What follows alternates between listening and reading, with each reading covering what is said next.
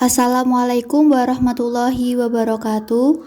Kami dari kelompok 3 akan mempresentasikan yang berjudul Penggalangan Dana di Keuangan Islam dengan anggota yang pertama Haja Isroi NIM 4022156, kedua Laila Nur Mahmudah 4022160, yang ketiga Maghfirah NIM 4022165, yang keempat Nanda Ayu Aristasari NIM 4022172.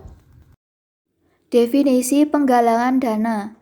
Penggalangan dana digambarkan sebagai praktek mendapatkan sejumlah besar orang untuk masing-masing memberikan sejumlah kecil uang guna menyediakan pembiayaan untuk proyek bisnis, biasanya menggunakan internet.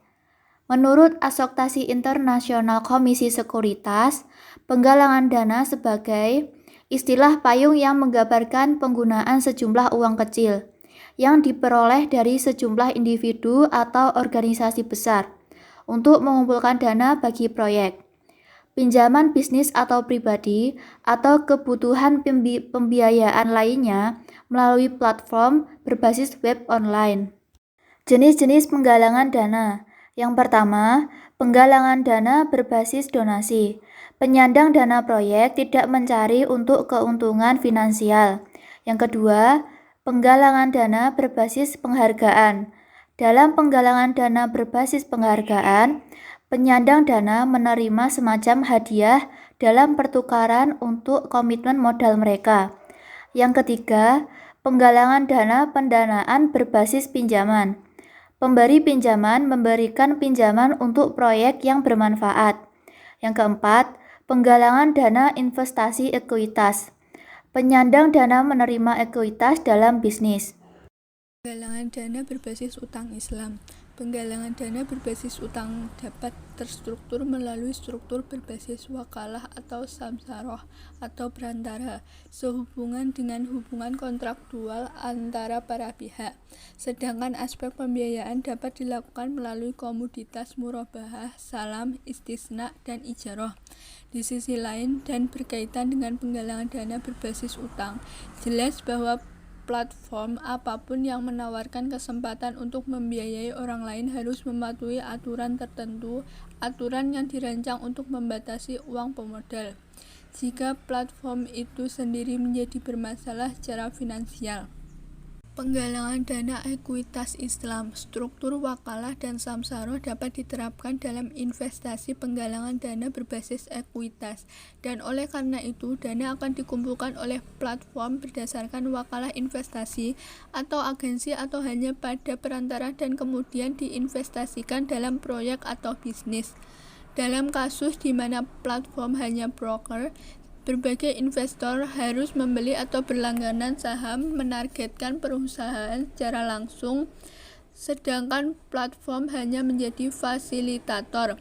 Namun, jika platform adalah agen investasi, maka agen akan mengumpulkan dana dan kemudian menginvestasikannya dengan membeli saham dan mengalokasikannya ke berbagai investor berdasarkan persentase dana yang diinvestasikan oleh masing-masing.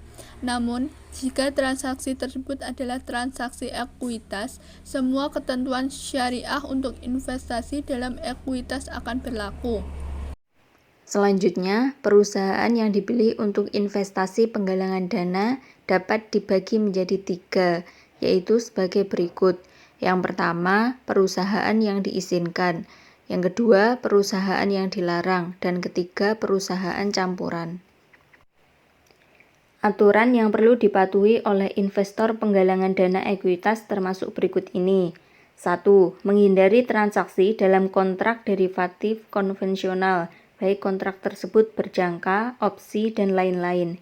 Yang kedua, jika perusahaan yang dituju adalah perusahaan baru, tidak mungkin untuk memperdagangkan sahamnya sampai sebagian dari modal yang terkumpul diubah menjadi aset non-tunai. 3. Memastikan bahwa pembiayaan perusahaan di masa depan akan sesuai dengan syariah. Yang keempat, perlu adanya usaha dan jaminan bahwa perusahaan akan terus beroperasi sesuai dengan aturan syariah. Yang kelima, penting agar perusahaan tidak terlibat short selling, margin memperdagangkan atau menjamin hutang yang tidak sesuai syariah.